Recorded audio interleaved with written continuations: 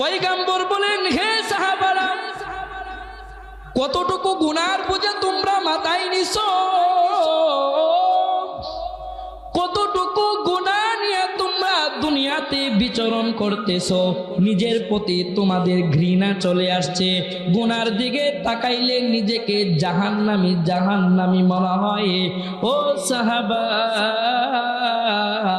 নিজের প্রতি কোনোদিন অবক্ষিতা আনবা না, নিজের প্রতি কোনোদিন অনায়াসতা আনবা না। নিজেকে যদিও গুনাহগার মনে হয়, তোমার গুনাহকে মোচনের জন্যে তোমার দুইটা চোখের পানি আল্লাহর কুদরতি পা পর্যন্ত পৌঁছাইতে যতটুকু সময় লাগে, এই সময়টুকু তোমার কাছে যদি থাকে, আল্লাহর কুদরতি পায়ের মধ্যে যদি সিজদায় পড়ে সুবহানা রাব্বিয়াল আ'লা আ'লা বলে আল্লাহর কৃতিত্ব প্রকাশ করতে থাকো, আর দু চোখের পানি যদি আল্লাহ কুদরতি পায়ের মধ্যে যদি ফেলতে থাকো, আমার আল্লাহ বলেন, বান্দা যখন দরদ ভরা অন্তর নিয়া আমার নিকটে যখন বান্দা কান্নাকাটি করতে থাকে, আমার কুদরতি পায়ে বান্দা যখন সিজদা দেয়া দেয়, বান্দার চোখের পানি আমার কুদরতি পায়ে পড়তে দেরি, বান্দার তামাম জিন্দেগির গুনাহ আমি আল্লাহ মাফ করতে দেরি করি না।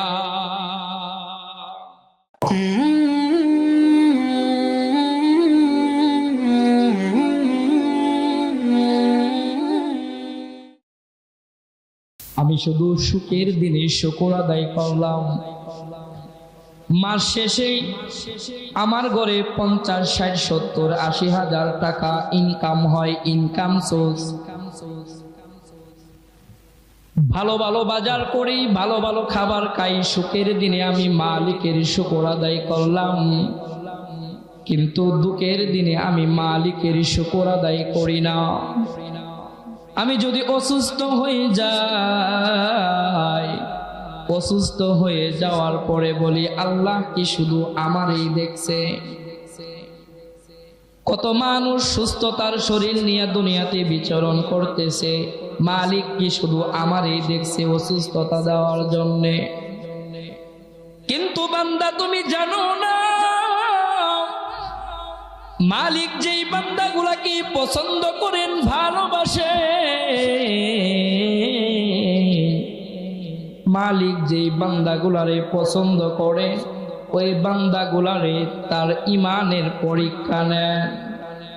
যুগে যুগে যত নবীগণ দুনিয়াতে আসছে, প্রত্যেকটা নবীকে, প্রত্যেকজন নবীকে আল্লাহ ইমানের ধৈর্যের পরীক্ষা নিয়েছে। হযরত আইয়ুব আলাইহিস সালাতু ওয়াস সালাম, যাকে আল্লাহ পাক রব্বুল আলামিন একদিন নয়, 2 দিন নয়, 1 সপ্তাহ, 2 সপ্তাহ, 1 বছর, 2 বছর নয়, 18 বছর পর্যন্ত আল্লাহর এই প্যারা নবীকে আমার আল্লাহ পরীক্ষা নিয়েছিলেন। বলি সুবহানাল্লাহ। পরীক্ষার মধ্যে রেজাল্ট কি হয়েছিল? সমস্ত শরীর যখন পচতে পচতে দুর্গন্ধ হয়ে যায়, আইয়ুব আলাইহিস সালাতু ওয়াস সালামের পা থেকে নিয়ে গলা পর্যন্ত সমস্ত শরীর দুর্গন্ধ হয়ে গেছে, পোকা হয়ে গেছে। যখন জিহ্বার মধ্যে পোকা ধরা শুরু হয়ে যাবে, আইয়ুব ডাক দিয়া বলে, গো আল্লাহ, সারা শরীর পৌঁছায়া দিয়েছেন, আপনার নিকটে আমি কোনো অভিযোগ করি নাই। ও মালিক, এই জিহ্বাটা আমার পছন্দের না, কারণ এই জিহ্বা দিয়া আমি মালিক আপনার শুকর আদায় করি। বলি সুবহানাল্লাহ। 18 বছর আল্লাহ পাক রব্বুল আলামিন ধৈর্যের পরীক্ষা নিয়েছেন। ফলাফল আইয়ুব আলাইহিস সালাতু ওয়াস সালাম আল্লাহর পরীক্ষায় পাশ করে দিয়েছেন। ইব্রাহিম আলাইহিস সালাতু ওয়াস সালামকে আগুনের পরীক্ষা নিয়েছেন। যুগে যুগে সমস্ত নবী রাসূলগণকে আল্লাহ ধৈর্যের পরীক্ষা নিয়েছেন। আমার আপনার নবী দু জাহানের সরদার, দু জাহানের কায়নাত যাকে সৃষ্টি না করলে তামাম মাখলুকাতকে আল্লাহ সৃষ্টি করতেন না, যার চেহারার দিকে তাকাইলে খোদা নিবারণ হয়ে যেত, ওই নবীকে তায়েফের ময়দানে পাথর মারছে কিনা? এরপরেও আল্লাহ পাক রব্বুল আলামিনের নিকটে কোনো বিচার দেয় নাই, ধৈর্যের পরীক্ষায় পাশ করে গিয়েছে। আমাকে আপনাকে আল্লাহ পাক রব্বুল আলামিন সামান্য অসুস্থতা দিয়া পরীক্ষা করে। বান্দা সুস্থতার সময় আমি মালিকের শুকর আদায় করেছে, দেখি বান্দা অসুস্থ অবস্থায় আমি মালিকের শুকর আদায় করি কিনা। এই জন্যে সামনে একটা পরীক্ষার মাস আসতেছে, ওই মাসটার নাম কি? মাহে রমাদান। শাবান, রজব শাবান মাস থেকে আল্লাহর হাবিব সাল্লাল্লাহু আলাইহি ওয়াসাল্লাম রমজান মাসের প্রস্তুতি গ্রহণ করতেন এবং বেশি বেশি পড়তেন আল্লাহুম্মা বারিক লানা ফি রজব ওয়া শাবান ওয়া বাল্লিগনা রমাদান। আয় আল্লাহ, রজব ও শাবানের বরকত নিয়ামত আমাদের উপরে বর্ষণ করুন, রমজান পর্যন্ত আমাদের হায়াতকে বৃদ্ধি করিয়া দাও। রমজান হলো এমন এক নিয়ামতের মাস, রমজান হলো এমন এক বরকতের মাস, যে রমজান পাওয়ার জন্য সাহাবায়ে কেরামরা আকাঙ্ক্ষায় থাকতেন, যে রমজান মাসের জন্য সাহাবায়ে কেরামরা অপেক্ষায় থাকতেন। রমজান এমন এক বরকতের মাস, রমজান এমন এক রহমত মাগফিরাত নাজাতের মাস। হে মুমিন, রমজান আপনার জন্য কি নিয়ে আসতেছে? রমজান মুমিন তোমার জন্য কি নিয়ে আসতেছে? রে মুমিন, রমজান ব্যতীত আজকেও যে আপনি এশারের নামাজ আদায় করছেন, এশারের 4 রাকাত ফরজ নামাজ যে আপনি আদায় করছেন, একটা ফরজ আপনি আদায় করছেন, একটা ফরজের সওয়াব আপনার আমল নামায় দেওয়া হবে।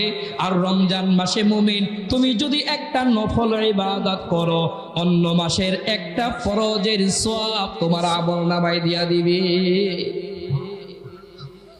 রমজান কতটুকু নিয়ামত নিয়ে তোমার সামনে আসতেছে।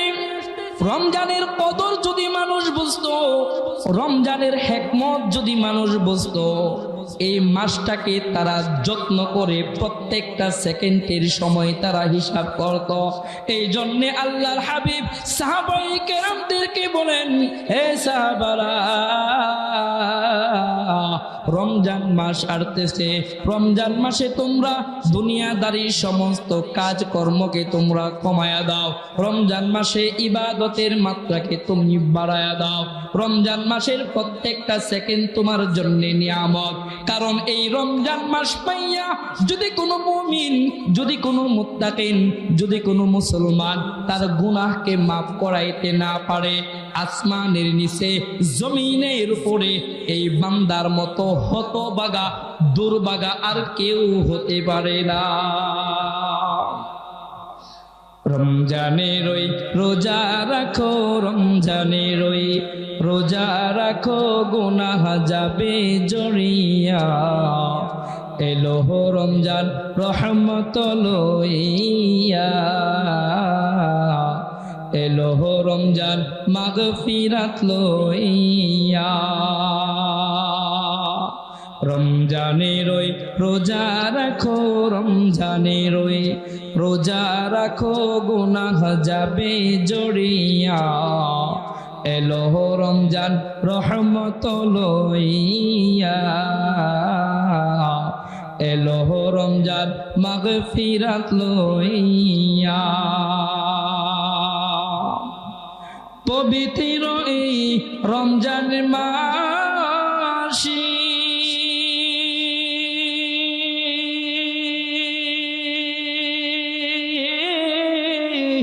দিনের বেলা খাইলে খানায়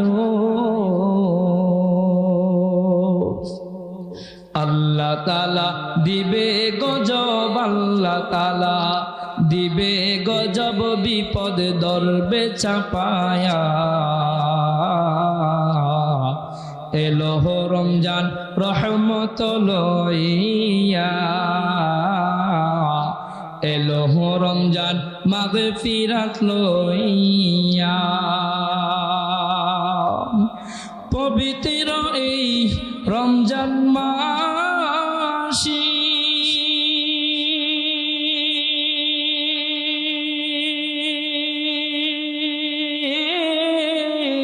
ভোররাতে সেহরি খাইলেও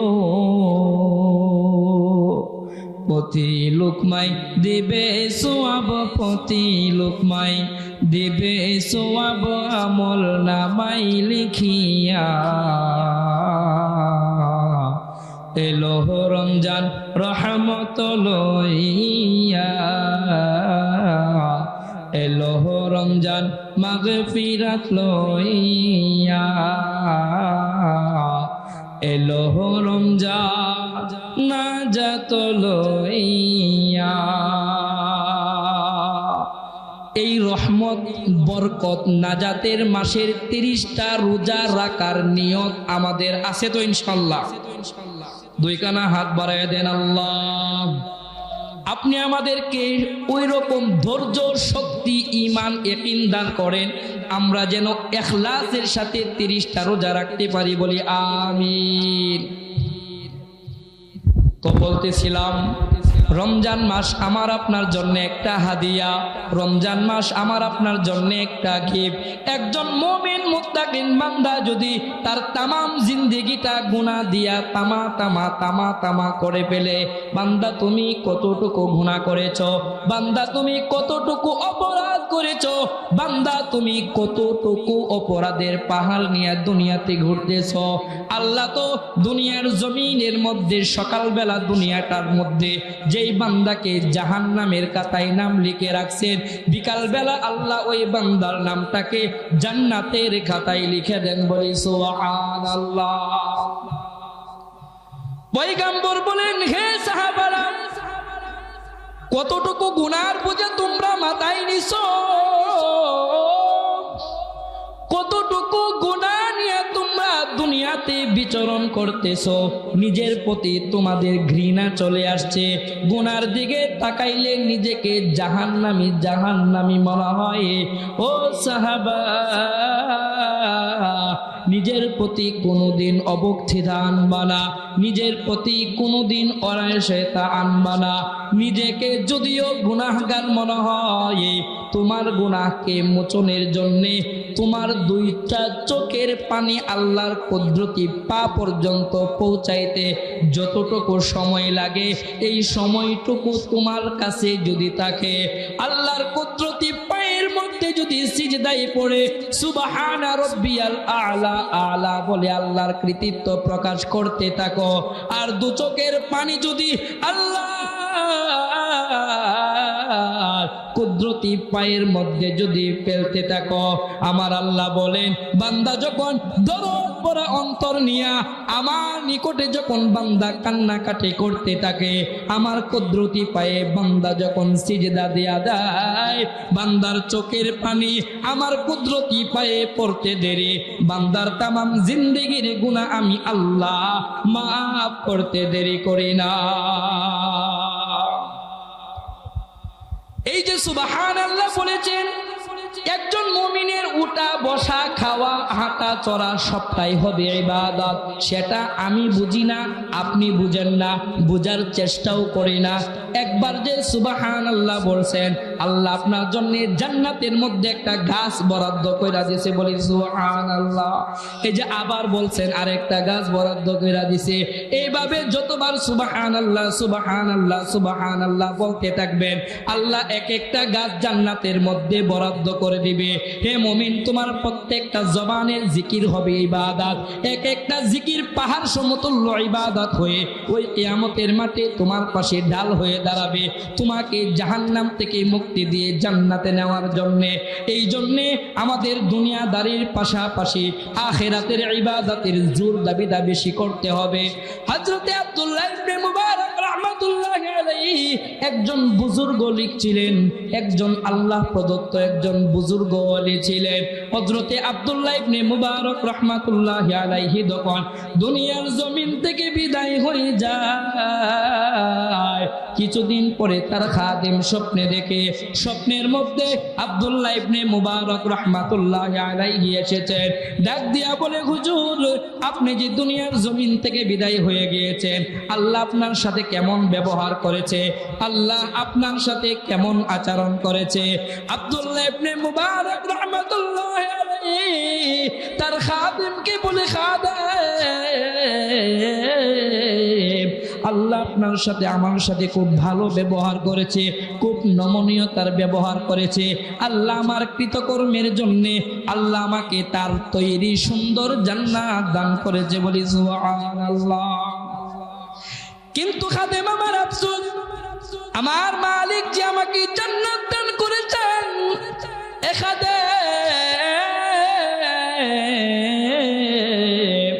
আমার জান্নাতের সামনে সেম টু সেম আমার মতো সুন্দর, আমার মতো কোয়ালিটি ফুল আরেকটা জান্নাত আল্লাহ পাক রব্বুল আলামিন একজন কামারকে দান করেছেন, যে কিনা সারাদিন লোহা পিটাইতো, যে কিনা সারাদিন লোহার কাজ করত।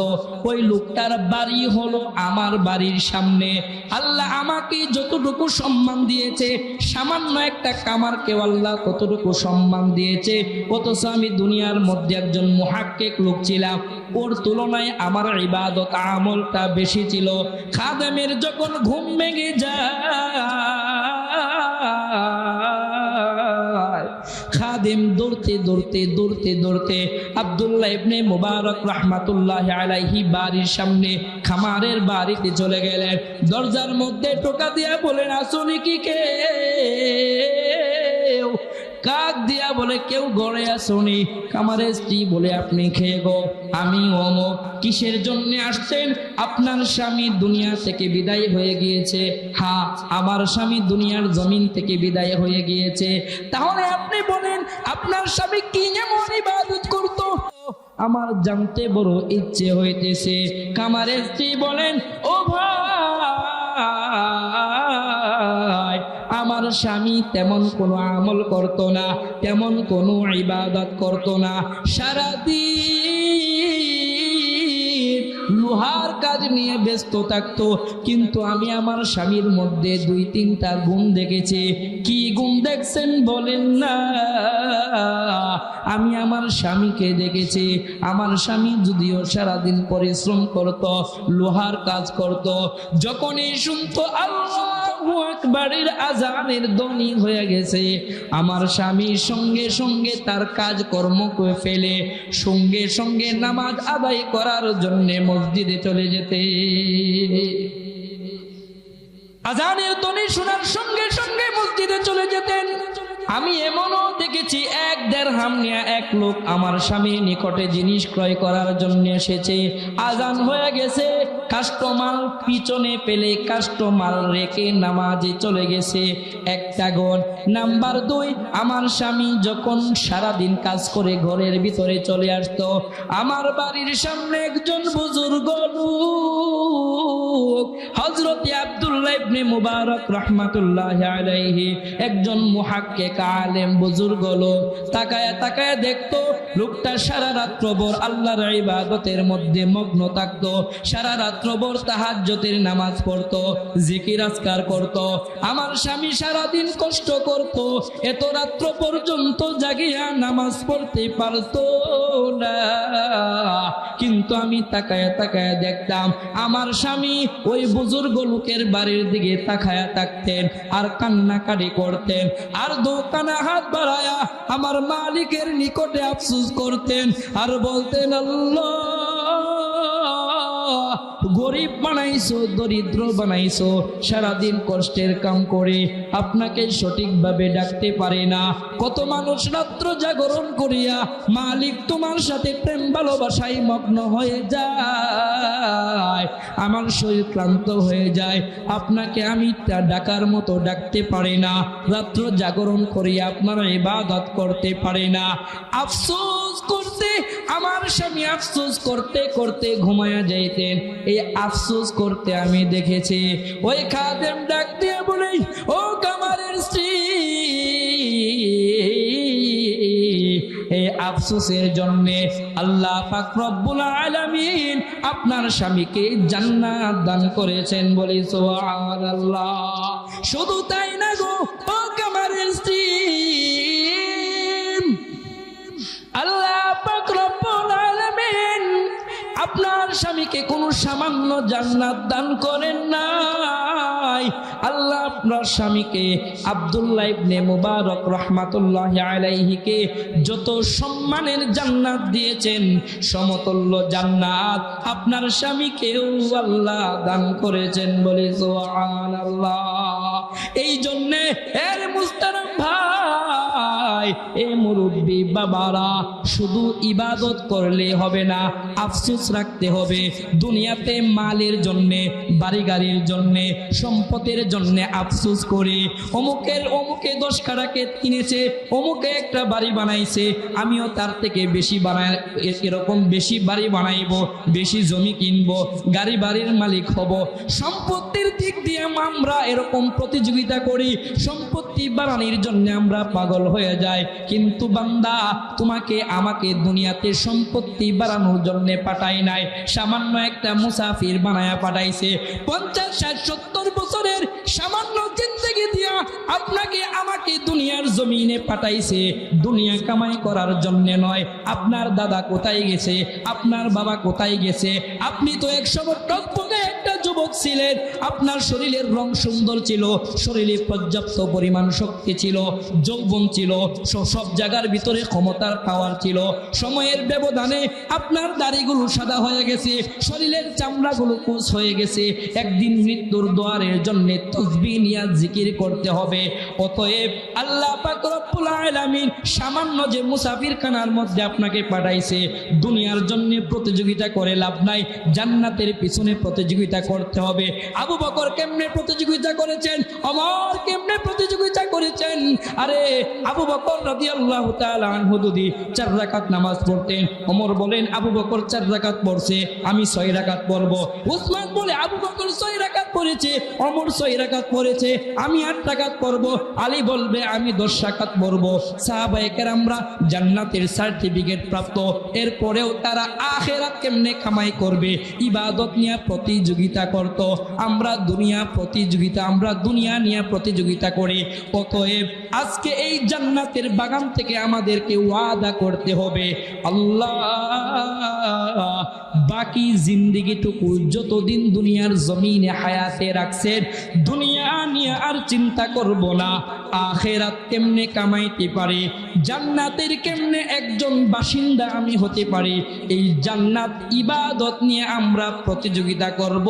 আল্লাহর কাছে 2 কানা হাত বাড়ায়া দেন, বলি আল্লাহ আজকে থেকে যতদিন দুনিয়াতে থাকবো, আল্লাহ দুনিয়ার কোনো মায়া নাই, মহব্বত নাই, আজকে থেকে দুনিয়ার পাশাপাশি সর্বপ্রথম জান্নাত কামাই করার চেষ্টা করব, বলি ইনশাআল্লাহ।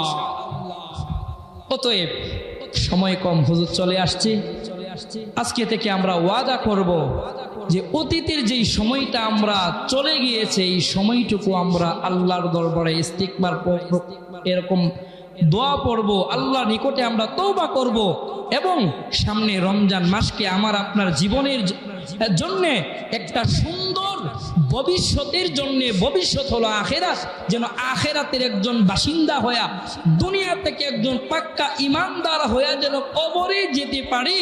আল্লাহ আমাকে আপনাকে সমস্ত উম্মতি মুহাম্মাদিকে সেই ইয়াকিন, ঈমান, ইখলাস দান করেন, বলি আমিন। ওয়া আখিরি দাওয়ানা আলহামদুলিল্লাহি রাব্বিল আলামিন।